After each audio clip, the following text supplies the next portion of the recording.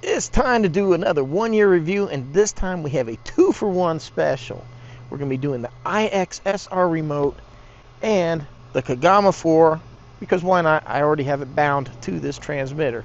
So let's go out and run these things, and I'll tell you how I feel after 1 year having both of these.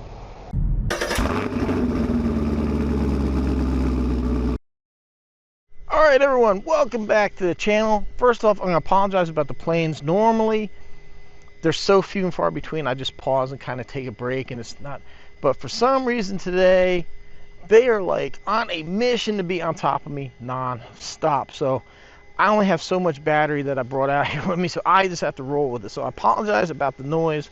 I'll try to calm down when it gets too loud, but I don't know, it's like the government shutdown's over and they decided like all the planes are flying now. I don't know.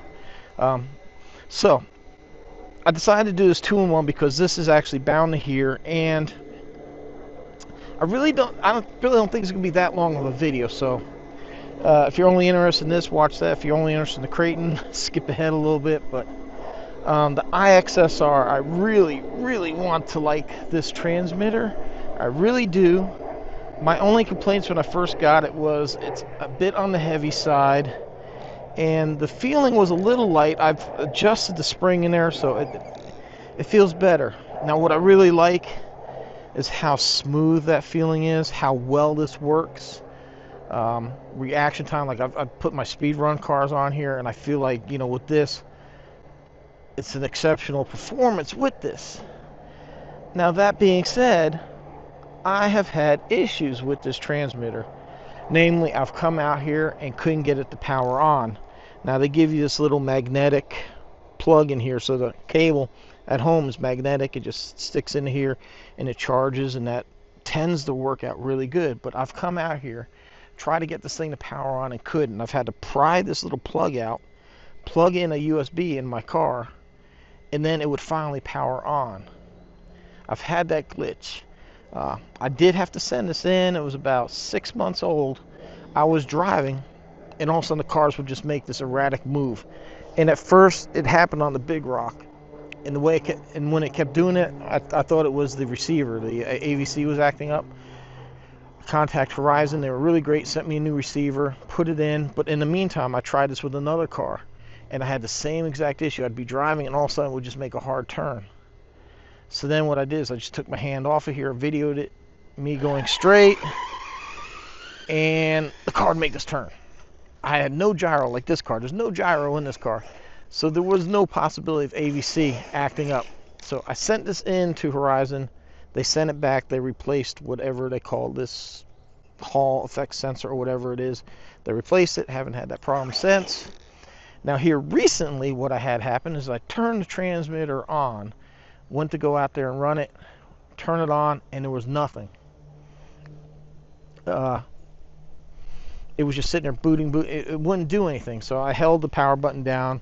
It restarted and came back and had absolutely no cars. It erased itself. And that just really pisses me off that it did that I lost all the cars. Now I do have an SD card in here. I had them backed up. So most of them were backed up to the SD card. The only issue is, like today when I went to take that one out, even though I was able to back it up and put it on here and all the settings were in here, it lost the bind. So then I had to go rebind it. And as you know, that is a real hassle, because half the time, like this, you have to disassemble the transmitter box. Some are easier than others. I forget which one I had. It was actually, I think the servo was on top and the receiver's underneath. I think it was the Valkyrie or whatever. I went to take, I mean, it's such a pain to, and I put this on here because it's pretty fast, and I wanted a good transmitter on this particular car. The Spektrum transmitters that don't have a gyro are somewhat reasonable, and they tend to be pretty good. So that's what I did. Okay. So even though they've had this thing on sale, they've had them marked down, and now there's a kind of like an updated version. I'm not sure if I can update the software to make this, but I don't know what I need, like 12 channels on an RC car for anyhow. I guess if you're into crawling and you have a whole lot of stuff going on, little FPV guy, winches, and four-wheel steering. Maybe you need all that for here. Most cars just need 2 channels, maybe 3 if you got some lights on there. So I don't know, I'm not really interested in it. Personally though, with the issues, I've had with this, I just couldn't recommend it. At first I was so in love with this transmitter. I mean, it was great. It still has a good feel to it. It's, like I said, still on the heavy side, but I love the way this has this rubber grip that kind of contours. You know, when you have a larger hand, this really feels good. I like how smooth the steering is. You know, especially for like speed running, you could just very easy to be precise on this thing. It's not like overly done. You know, some transmitters are so strong and you kind of easily go past where you want to be. This is a very easily manipulated steering setup. So, like I said, with the issues I've had with this, with it not wanting the power on, and now losing all the model memory, as expensive as this thing is, I'm not very happy with it. All right, everyone. Now, for the star of the show, the Kagama 4. This is an excellent RC. Really happy with this thing. The only issue I've had with this, and it was on actually like my review video, I had the pin shoot out of the front CVD. I work with Corrali. I'm part of the kind of influencer team. You know, you can get cars at a discount, or sometimes you get them free. All I guess just depends what kind of views you get. So when this happened, I contacted Team Corrali and said, "Hey man, got this issue. Was out here driving it. Lost the front drive. The pin is completely missing." Now this is built on the Synchroform platform, but it does not share all the parts because of well, hello. I believe because of these tires or something like that. This whole block section here is a lot thicker, so these CVDs are not the same from the Synchro 4. These are a bit longer here. So now 2 things. First thing, what I did is I wrapped up this area here. I used a marine grade heat shrink, and if you're not aware, the marine grade has a glue that's built into it to keep stuff waterproof. I use it for battery connections and stuff like that. Mostly have it, I think, for like the RV and other things, but I had some that fit on there perfectly. So I replaced the pin. I think I used a hinge pin from something. It fit in there, and I was able to get the car back up and running and finish that review. Team Corrali has since fixed. Now I'm not sure where in the production line the new CVDs have been put in. If you buy a car today, you might have them. I don't know, but if you have a problem with it, Team Corrali will send you a new pair of CVDs free of charge, and it has a updated fix to it. But other than that, this RC has been trouble free. From my experience though, it did run a bit hot. So I put a fan on the motor. But man, for 4S, this thing is and I'm in the sun, ain't I? I need to change that. Whoa! I gotta be honest, put this thing up against the 4S Creighton. I think I'll pick this one any day. I'll pick this over to Creighton any day.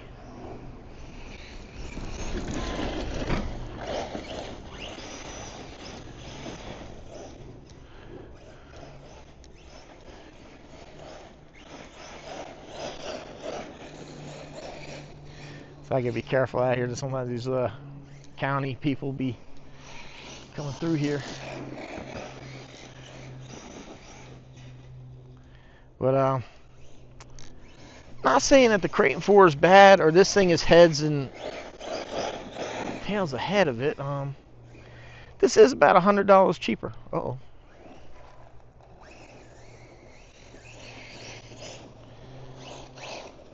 This is about $460. The Kraton's about $560, $570. That's a lot of money for a 4S. Even this one's not overly cheap, but I don't think it's a bad price for 4S power. I mean, they do use a lot of like composite parts. A lot of Team Corrali's known for their bevel cut gears and their spring steel. This one does not have that. They went with a more traditional route, but it was all to save money. But if you compare that to the 4S Kraton, 4S Kraton's got a lot of plastic too. But one beauty with this is even though these shocks are composite, they are threaded to be adjustable. And we still got a lot of the Team Corrali. We do actually have a metal chassis on here. So you're talking $100 less. You do have a metal chassis. You got these beautiful red supports that are built in here to keep the screws from pulling through. This pillow ball suspension actually works pretty good. I don't even think the 4S Kraton has pillow ball suspension. We do actually have metal reinforcements here, like in the shock tower areas and that, where it counts. Not 100% here on the front. Yeah, so we do have some metal reinforcements there. Nothing wrong with plastics, nothing wrong with composites, just as long as they work. Yeah, cool little wheelie bar there. So I think, you know, for the dollar, this is a way better option. It's $100 cheaper, and like I said, you're getting a full you're getting a metal chassis. You're getting a very, very strong, very fast RC. Team Corrali does an excellent job putting together some real powerhouses.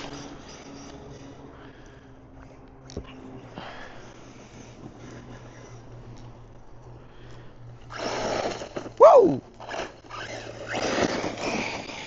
So after 1 year of ownership, I am completely happy with this RC. You know, started out a little sour there, losing the CVD pin, but hey, no RC is perfect, and you know, Team Corrali did the right thing and came up with the fix. And that's all you can ask. You know, if you're aware of something, are you going to fix it? You know, we have like these 223 SESCs out there that power down, shut off, and we got crickets in the air as far as repairs. You know, something like that. It's horrible. Now, granted, I know not everybody had issues with those. It definitely seems to happen more in the heavier vehicles, like the Big Rock, where the ESC is working harder. So like I said, no RC is perfect. You can't blame them, but will the manufacturer do the right thing and create a fix? And, you know, Corrali did. So good for them. I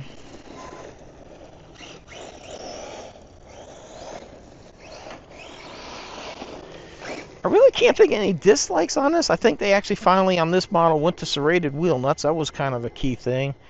I would like to see them start, you know, maybe implement some type of clipless system. I really hate messing with the body pins. Honestly, too, they're not like the most appealing looking, the fronts of these. So maybe, I love the colors. As far as looks go, it is a little weird looking in the front. But other than that, you know, you got a really nice, like, basic a rebranded hobby wing in here, so it's programmable. You can do some tuning to it. I would recommend too any of these Corralis up that BEC voltage, because they always run them low to kind of save the servo, which then it just always makes the servo really slow and sluggish. You know, just doesn't really drive as good as it could. So up that BEC voltage. But yeah, man, I think, you know, it's a good price. It's a better price than some of the competition out there. You know, don't get me wrong, I have a 4S Creighton. I like it. It's a good vehicle, but this one here has actually just been a lot less problems for me.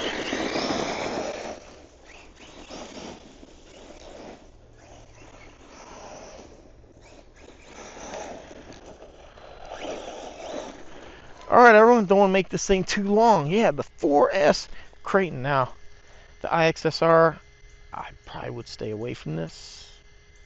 It's a lot of money to have a transmitter that has issues. Team Corrali Kagama 4, I think it's excellent. You don't even have to run on 4S. You know, I know some people talk about like a good beginner vehicle for kids. I mean, if you got the money and you're looking for something that kids can actually like work their way into, this would be great because it's so strong. It is very robust, very durable. You know, it's a good price. Or even look at the Synchro 4. I mean, that's a great bargain. I believe it's a little bit cheaper than this even. But there you have it, man. Airplanes buzzing around, but at least there's no gnats. We just had a nice little cold spell. I think it killed them off. So I don't have to have the bug net. So good days. Everyone, if you're interested, I'll leave a link down below where you can get this, the transmitter, if you still are interested in that. Also, other links down below if you want to do some Christmas shopping, get you a Teespring, get an L2W. On the back it says, See Addicts Anonymous. Got some coffee cups, stuff like that.